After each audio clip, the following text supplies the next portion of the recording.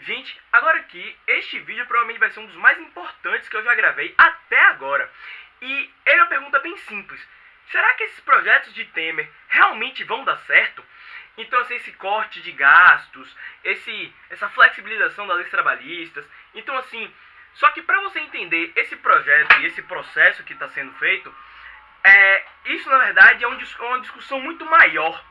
E que, em termos práticos, seria assim: demanda efetiva versus flexibilização dos custos de produção para o pleno emprego.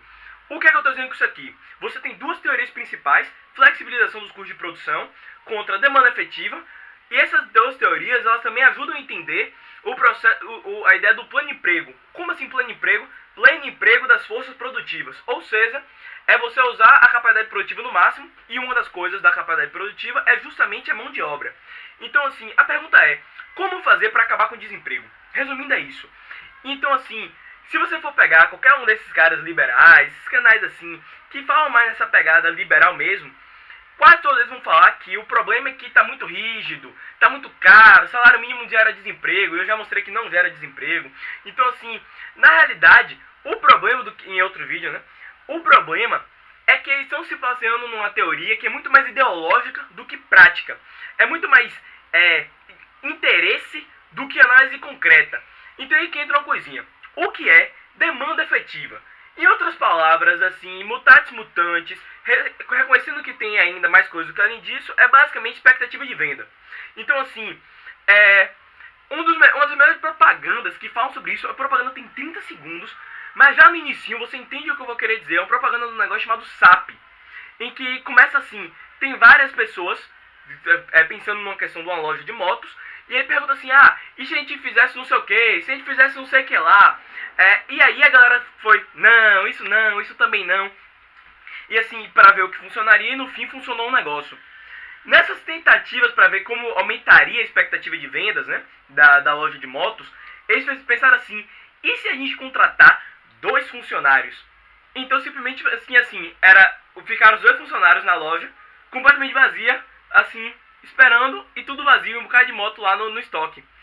Então, assim, depois teve uma hora que ele falou assim, e se a gente fizer uma promoção do não sei o que, ou então se a gente colocar, como se a gente puder personalizar as motos antes, uma coisa assim, e aí funcionou. E aí que tá uma coisa que é genial nessa propaganda. Imagine que você é dono de uma fábrica, e essa fábrica, ela produz picolés, por exemplo. Só que o que acontece? O país está em crise, como é agora o caso do Brasil, só que está numa crise muito braba, está uma crise assim muito puxada. E você não espera vender quase nenhum picolé. A teoria desse, que é agora um caso de uma crise, por exemplo, a teoria dessa galera liberal diria que se a gente flexibilizar os custos de produção, ou seja, se a gente fizer com que as máquinas fiquem mais baratas, se a gente fizer com que o transporte fique mais rápido e mais vantajoso economicamente, e se a gente fizer com que o capital variável, ou seja, os trabalhadores, fiquem mais baratos, a tendência sempre vai ser empregar ao máximo.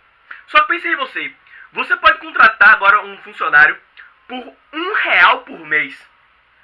E aí, e para você produzir esse picolé. Só que sua expectativa de vender picolé é 0. Você vai contratar algum vendedor de picolé? Não, mas tá muito barato. Tá, mas aí você vai lá, contrata então esse cara que vai fazer o picolé, e no fim você vai acabar perdendo, sei lá, R$ 10, porque você contratou 10 caras, mas você não vendeu nada. Então, assim, a tendência do plano emprego não é com a flexibilização do custo de produção, é exatamente essa propaganda do cara da moto. Não adianta a mão de obra estar muito barata se você não tem expectativa de vender. E aí que está o grande ponto: a expectativa de venda no Brasil está muito baixa. Porque o que acontece? Um dos maiores fomentadores, um dos maiores instigadores da demanda efetiva, ou seja, da expectativa de vendas, é o Estado. Por exemplo, a partir do momento em que o Estado faz uma obra pública, né? Um viaduto, estrada, constrói algum tipo de coisa, ele emprega a mão de obra. Essa mão de obra vai consumir, e isso gera demanda efetiva. O próprio Estado comprando tijolo, comprando cimento, comprando asfalto, essas coisas, simplesmente gera demanda efetiva, porque está aumentando a expectativa de venda. Quando, por exemplo, pronto, uma coisa ainda mais simples: o governo fez agora um puta showzão, E aí, nesse showzão que o governo Ford desembolsou tudo, as pessoas vão beber cerveja, as pessoas vão consumir carne, salgados e essas coisas. Então, assim, vão andar de táxi, vão andar de Uber. Então, isso aí gera demanda afetiva.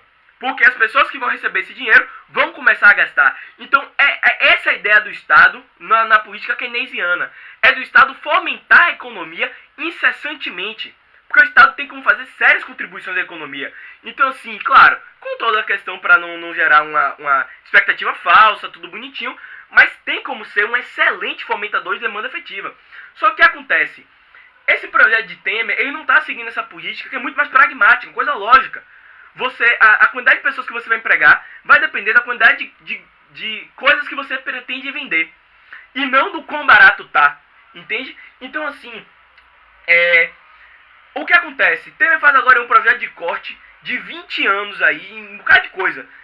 Porra, quando o cara diminui a participação, por exemplo, na educação, você tem ali menos cadernos, lápis, você tem, por exemplo, menos comida pra gurizada na escola. E o que acontece? Você então diminui então a fábrica de papel, você diminui então as fábricas que produzem as máquinas para cortar as madeiras, as árvores, você começa a diminuir tanta coisa uma atrás da outra que não é vantajoso isso que o governo está fazendo. Então, assim, o governo faz um bocado de corte de gasto, corta. O desemprego, se eu não me engano, quando o Temer tinha assumido, estava por volta de 7%. O desemprego alto, era muita gente desempregada, era uma coisa péssima. Mas aí, Temer anunciou um bocado de pacote de gasto, começou a cortar gasto pra caralho, subiu pra 12. Então, assim, não foi por acaso. E não foi só uma bomba que o PT tinha plantado e que agora explodiu. Não foi só isso. Tem muito mais do que isso. Esse próprio projeto de Temer intensificou uma crise que já estava grande. Então, assim, não estava catastrófica, mas estava grande. Então, assim, não foi catastrófica como 2008 ou 29, ou como a galera gostava de pintar, né? Aqui, assim, o cenário no Brasil.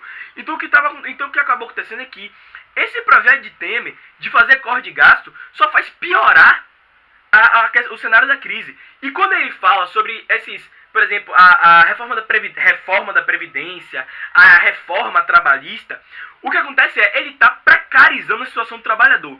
Porque, pense aí, você já está com uma demanda efetiva baixa.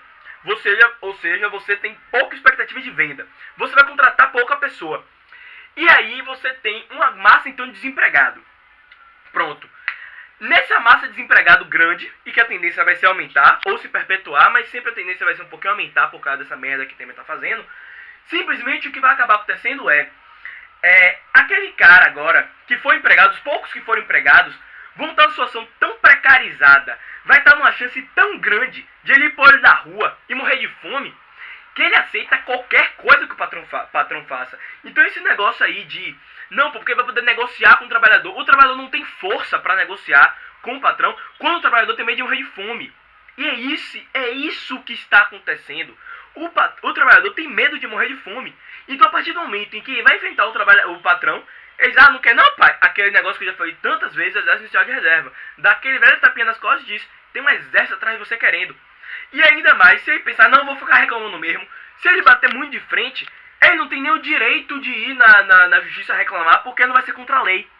Então, assim, e aí você tinha algumas pessoas que iam mais por uma questão de ideologia, acreditavam que o trabalhador tinha direito a uma vida digna, o que não é uma coisa comunista nem nada disso, é uma coisa óbvia. Achava que o trabalhador tinha direito a vida digna e lutava por esses trabalhadores que estavam precarizados. E agora que a lei não está mais sendo desse jeito, e aí como é que faz? Não faz. E é esse o grande problema, da política de Temer.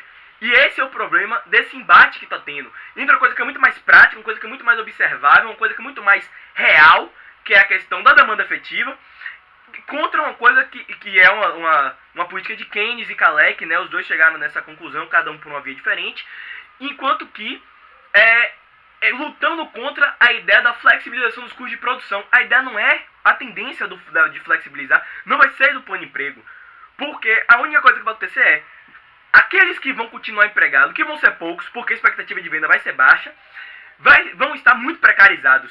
E aí vão poder explorar ainda mais a mão de obra. Porque aqueles trabalhadores vão lá produzir no total, sei lá, 12 bilhões. Por exemplo, trabalhadores de um banco. Daí, os trabalhadores vão receber no total, 500 milhões. E todo o resto do lucro vai para aqueles que são donos de tudo. Então o que acaba acontecendo? esse projeto aí só serve para explorar ainda mais aqueles que já estão produzindo. Tudo bem que banco não é uma questão muito exatamente de produção e tal, mas ilustra, porque é uma coisa que é muito lucrativa. Mas assim, numa fábrica, por exemplo, de carros, numa fábrica de sandália, de roupa, de comida, então assim, sempre vai ser isso, vai ser o trabalhador ganhar menos e aqueles que estão no topo acumularem mais. Porque a lógica é do acúmulo e não de desenvolver. Essa é a lógica do capitalismo. Acúmulo e não desenvolvimento. Se desenvolver for vantajoso, desenvolve. Se não for vantajoso, não desenvolve. E essa é a realidade do Brasil. Então, assim, esse projeto de Temer não vai funcionar pra gente. Você tem que entender o porquê. Por que o projeto de Temer não vai funcionar? Porque quando ele bota esse corte de gasto, ele diminui a expectativa de venda, diminui a demanda efetiva. E por que que... e o que é que isso tem a ver, então, com a reforma trabalhista e com a reforma da Previdência? Isso só vai precarizar ainda mais a vida do trabalhador, forçando os salários para baixo, fazendo com que o salário fique ainda menor do que já é. Então, é isso aí, pessoal. Espero que vocês tenham entendido e que vocês não deixem isso passar. Se vocês tiverem qualquer dúvida, pode falar comigo na descrição do vídeo, que eu vou responder, nos comentários do vídeo, que eu vou responder no Facebook. Quem tem meu Facebook sabe como é, Israel. Então, assim, é isso aí, pessoal. Boa sorte nos debates aí com a família Reaça. Era só isso mesmo.